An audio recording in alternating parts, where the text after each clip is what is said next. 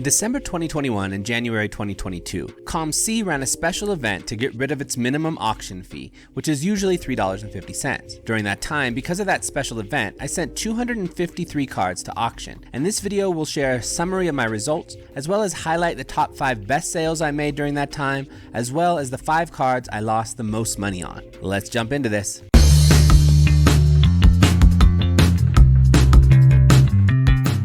Let me summarize for you what this event was. Now, for any cards that you have up on COMC, you can send them into auctions on eBay. In normal times, COMC charges a 3.5% commission with a minimum of $3.50. So if you sell a card for $20, they take $3.50. If you sell a card for $100, they take $3.50 also.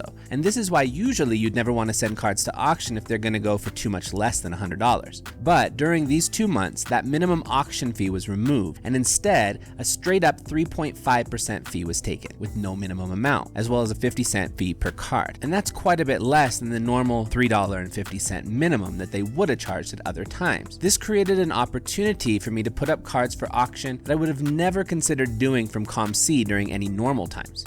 Alright, so now let's go into a summary. So again, during that time, I sold 253 cards by auction. This included mostly basketball, football, baseball, and Marvel cards. A bit more basketball than anything else, but a decent amount of all those actually. Quite a bit of Marvel actually. Of the 253 cards, I made a profit on 200 of the cards and actually lost a bit of money from 50 of them. Most of the losses came from some of the ones I put up for auction earlier in the event. The losses were of course unfortunate, but I think they came mostly as a result of a mix of 2 things. One, my own mistakes, thinking a card would go for close to its previous few comps when really it was going down and ended up going for less than that. And 2, there's an unfortunate reality that COMC's auctions almost always end up quite far down the search list when compared to other eBay sellers. I think this has to do with the number of negative reviews COMC has received over time on eBay. So I think those 2 things.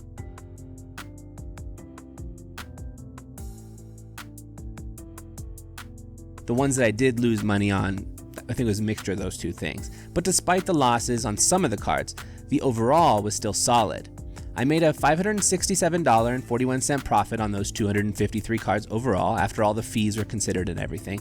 So the average profit came to about $2.25 per card. But keep in mind, these were pretty low-end cards I was doing for this, specifically because of the nature of this event. The cheapest card of the 253 that I sent in, I only had 80 cents in on, including that 50-cent fee I had to put. So I actually bought it for 30 cents. There's a 50-cent fee, and then I put it up for auction. It was a Gabriel Davis Gridiron Kings rookie. I decided to put that one up because it was Gabriel Davis right around the time that he had that spike in his card value. So it's like, okay, even if it only sells for 99 cents, I'm making 15 cents and maybe it will sell for more. And the most expensive of the 253 was one I had put $30 in on, which was a LaMelo Ball Optic Fanatics Wave rookie. I chose in this under $30 value purposefully for this event.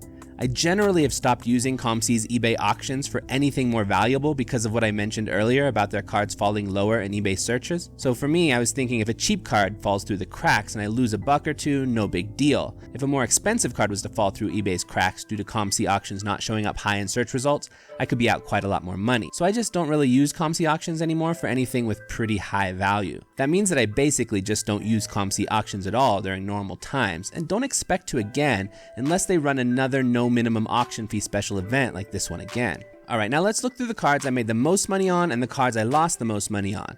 I'll start with my losses so the video can end on a more positive note. Alright, so the number 5 biggest loss.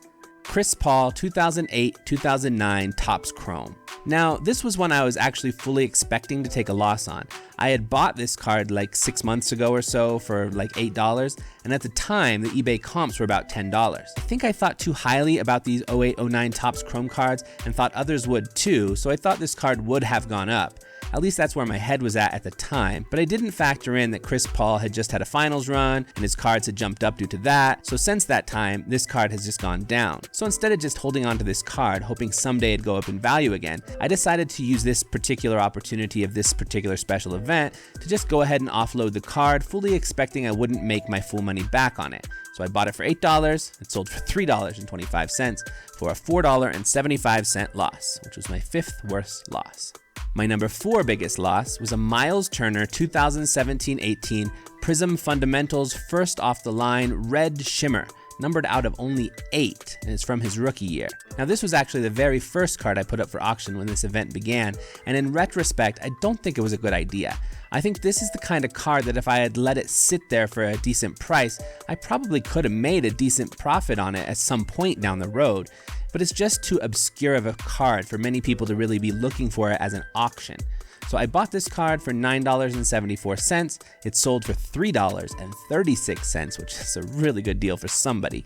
So for a loss of $6.38, my 4th biggest loss.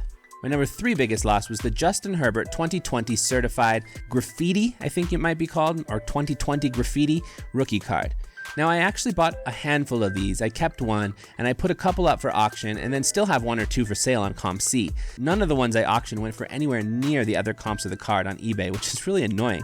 Even the ones that came before it, the ones that came after it, mine sold for quite a bit less than all of those. And then this particular one here, that was my number 3 biggest loss, was the worst of the bunch. So I had bought this one for $12.28, which at the time I thought was actually a really good deal, and it sold for only $5.75 for a loss of $6.53.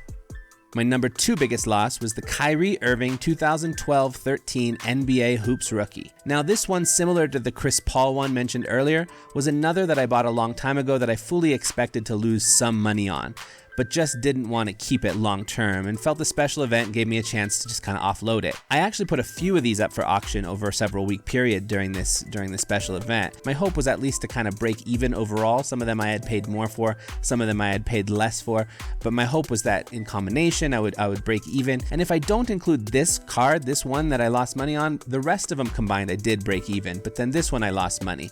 This was the one that I had paid the most for originally like 6 months ago, and also it seemed to fall through eBay's cracks a bit more, so I actually got less for it than any of the others as well. So I had bought this one for $11 and it sold for $2.25 for a loss of $8.75. And the number 1 biggest loss was my Michael Jordan 2007-8 Flair Ultra Seasons Crowns, which is a super cool looking card.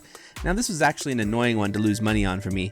It's just such a nice card, and I had thought I had got it for a good deal when I got it. In retrospect, I should have just held on to it and not auctioned it. Like I did with the other card, I actually had 2 of these cards and I decided to keep one and then I put this one up for auction. But in retrospect, I don't think I made some wise choices early on in this special event. Early on, I had wanted more funds in my COMC account to work with specifically for this event, so I put up a number of cards early on specifically for that purpose, but I don't think I should have. I probably should have just added $100 to my account or something instead of trying to find some of my cards that I could, work with, because most of my losses, a lot of my losses came early on because I was just trying to sell some cards so I would have some funds to buy other things to put up for auction. So in retrospect, I probably should have just put $100 in my account and worked with that or something like that and made better decisions. I probably could have avoided some of the losses, but it's all right, not too big of a deal. Now, as far as this Jordan card, I bought it for $22.28. It sold for just $14 for a loss of $9.72. which was my single biggest loss of the 2-month event. So as you can see, those losses, none of them were massive. Most of the cards that I lost money on, of those 50 that I mentioned, most of them was like I lost 5 cents on this one, or 12 cents on this one, or 25 cents on this one, something like that. So it didn't add up to a whole lot. And luckily, the ones that were profitable that I'm going to look at now were bigger profits than the losses. So overall, it was still fine. All right, now on to the fun stuff. My top 5 biggest profit cards from this event. Again, I'm looking at actual profit, not percentage profit or anything like that, although that would be kind of interesting too. All right, the number 5 biggest gain was the 1995-96 Flair Hardwood Leaders PSA 9 of Shaq. Now, I actually found this card when I was putting together a video on some of my favorite insert sets from the 90s, and I was just really surprised at the price. So I scooped it up and put it up for auction right away. I bought this one for $12. It sold for $26.59 for a profit of $14.59. Now, I appreciate how my 5th biggest gain is a solid amount more than my 1st biggest loss. It makes the losses more bearable when gains come right on their tail like this. The number 4 biggest gain was the Darnell Mooney 2020 Optic Orange Prizm, numbered out of 199, which is from his rookie year. Now this one actually sold for a bit under other comps, but I had just bought it for such a good deal that it was easy to make a profit on. I had bought this one in China, actually a pair of them from a seller I had bought quite a large pile of cards from, and I had only paid $1.25 each after I had factored in the shipping across, because I had bought like 50 cards or something from this one seller, so it was very small shipping per card. The one I put up for auction sold for $16.05 for a profit of $14.80. Number 3 biggest gain, the Kobe Bryant 96-97 Flair Ultra rookie. I was actually pleasantly surprised that this card actually sold for over the other eBay comps, which I don't think has ever happened to me with a COMC auction before, and I was happy that it was this card that had done that. A number of other Kobe rookies I've bought here and there have come down in value from the time I bought them, so I kind of felt like this was Kobe throwing me a little something from beyond to make up for that. So I bought this one originally for $29, it sold for $51.89 for a profit of $22.89. My number 2 biggest gain was the Killian 2021 Origins rookie jersey autograph, blue, numbered out of 49. So this was one I had bought for a good deal, and it also happened to do pretty decently in eBay as well, which made for a combination that caused a nice little profit. I bought this one for $10.50, it sold for $35 for a $24.50 profit.